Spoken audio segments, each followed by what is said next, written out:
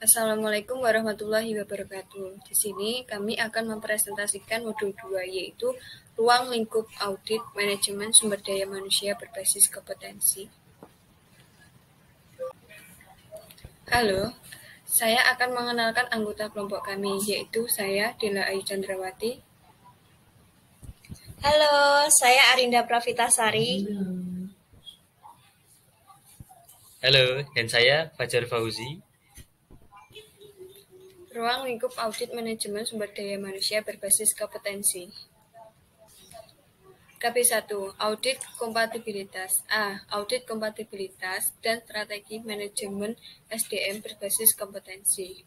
Audit kompatibilitas merupakan suatu proses sistematik dan formal dalam rangka mengevaluasi keselarasan, konsistensi, sasaran, dan strategi SDM dengan strategi korporat. Dengan ditetapkannya strategi SDM BK, manajemen dapat menetapkan kuantitas SDM yang dibutuhkan akan diterapkan mulai dari analisa jabatan, desain pekerjaan, perencanaan, rekrutmen, dan seleksi pengembangan karir, kinerja, berbalas jasa, labor, dan employee relation, hubungan industri, dan sistem informasi SDM. Filosofi manajemen sumber daya manusia berbasis kompetensi. Filosofi adalah suatu kekayaan, aspirasi yang mencerminkan prioritas, etik yang dijadikan acuan dalam merumuskan kebijakan sistem prosedur, dan peraturan yang diterapkan guna mencapai visi misi dan sasaran-sasaran yang telah ditetapkan bersama. Kebijakan sumber daya manusia berbasis kompetensi. Kebijakan dan peraturan bidang sumber daya manusia merupakan pernyataan umum, dirumuskan secara formal dan tertulis, menjadi acuan bagi manajemen dalam mengambil suatu keputusan. B. Efisiensi dan efektivitas manajemen sumber daya manusia berbasis kompetensi. Efisiensi praktik MSDM BK diukur dari efisiensi biaya program SDM mencakup keseluruhan fungsi MSDM, mulai dari biaya rekrutmen dan seleksi, biaya gaji, upah, dan biaya pelatihan dan pengembangan SDM.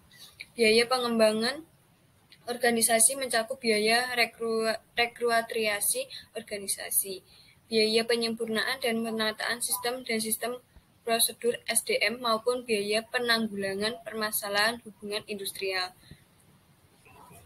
Selanjutnya KP2, Audit Fungsi Perencanaan dan Penggandaan Sumber Daya Manusia Berbasis Kompetensi. A. Audit Fungsi Manajemen Sumber Daya Manusia Berbasis Kompetensi.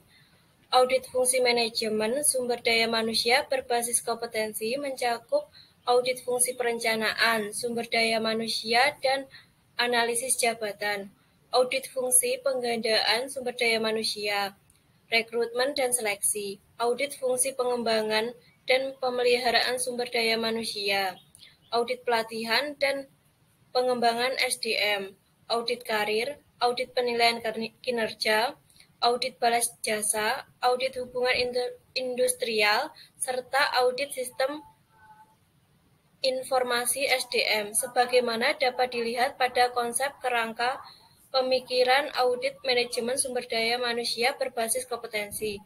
Dan manajemen sumber daya manusia berbasis kompetensi berlandaskan filosofi holistik, spiritual, strategik, dan integratif. B. Audit perencanaan sumber daya manusia, analisa jabatan, dan penggandaan sumber daya manusia berbasis kompetensi. Audit perencanaan sumber daya manusia berbasis kompetensi.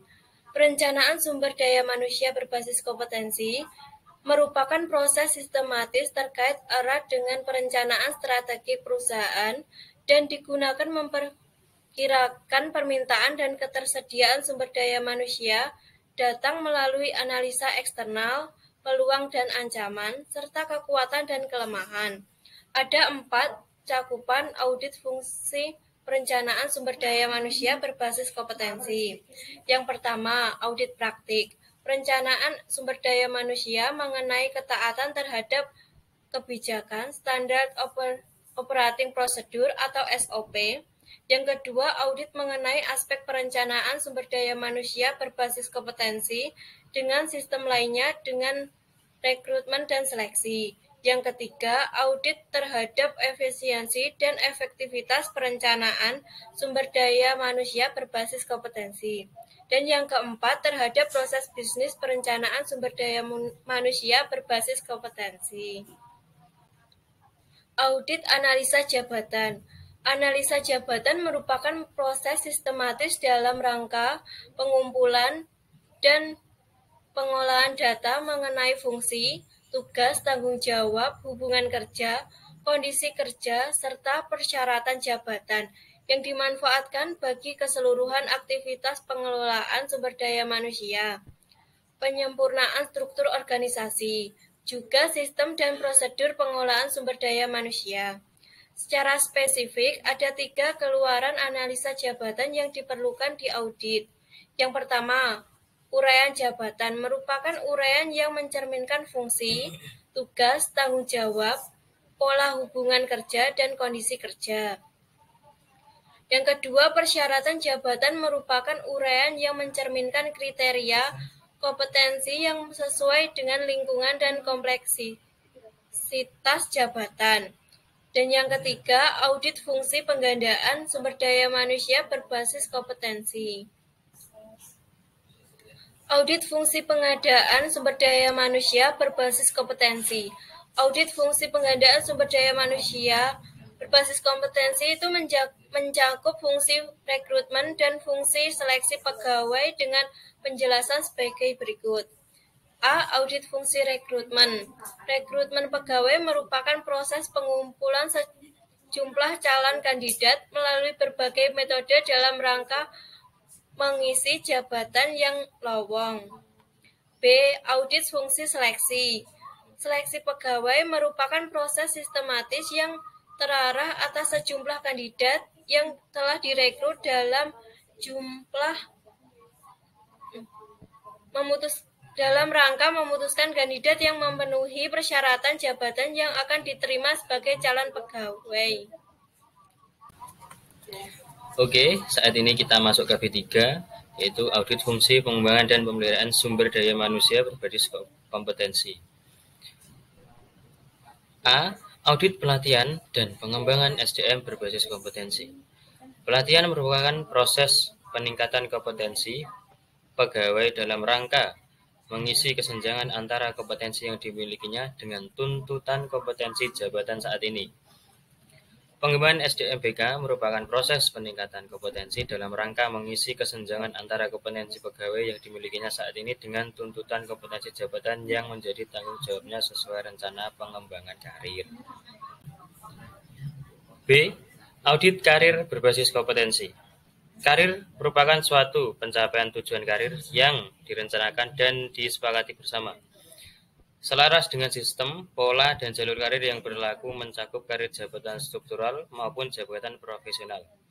Secara umum, karir bisa dijumpai dalam suatu perusahaan, antara lain area karir pemasaran, keuangan, operasi, sumber daya manusia, dan teknologi informasi. C.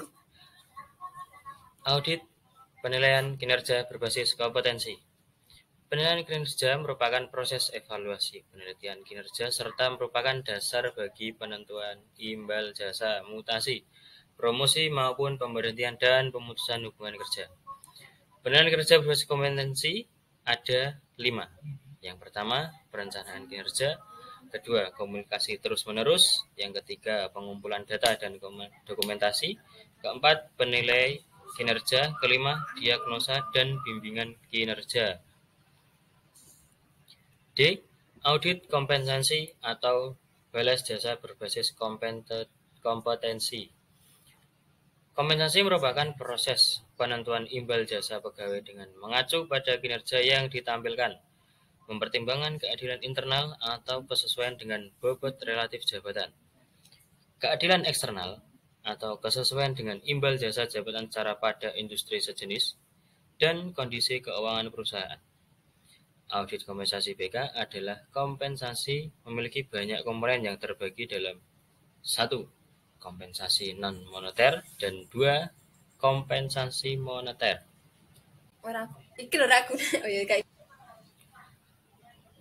Oke, kita kali ini masuk ke KB4, yaitu audit kompetensi dan audit budaya perusahaan. A. Pengertian dan jenis kompetensi. Yang pertama, pengertian kompetensi. Kompetensi diartikan sebagai suatu karakteristik dasar yang melekat pada individu terkait dengan kinerja yang superior atau efektif. Kompetensi mencakup motif, traits, konsep diri, pengetahuan, dan keterampilan. Yang kedua, jenis kompetensi. Perspektif jabatan ada 2 jenis kompetensi, yaitu yang pertama, hard competence, yang spesifik sifatnya merupakan kemampuan teknis yang harus dimiliki pegawai agar dapat melaksanakan pekerjaan dengan baik sesuai harapan. Yang B, soft competencies, yang merupakan kemampuan yang harus dimiliki pegawai agar mampu menampilkan kinerja tuntutan perusahaan. B. Tuntutan kompetensi di era Hyperbrief New World. Di era Hyperbrief New World ini yang ditandai dengan perubahan sangat cepat sebagai akibat perkembangan teknologi, khususnya kemajuan teknologi informasi berbasis digital. Perusahaan dituntut untuk mempersiapkan pegawai maupun pejabat yang didapat. C. Audit budaya perusahaan.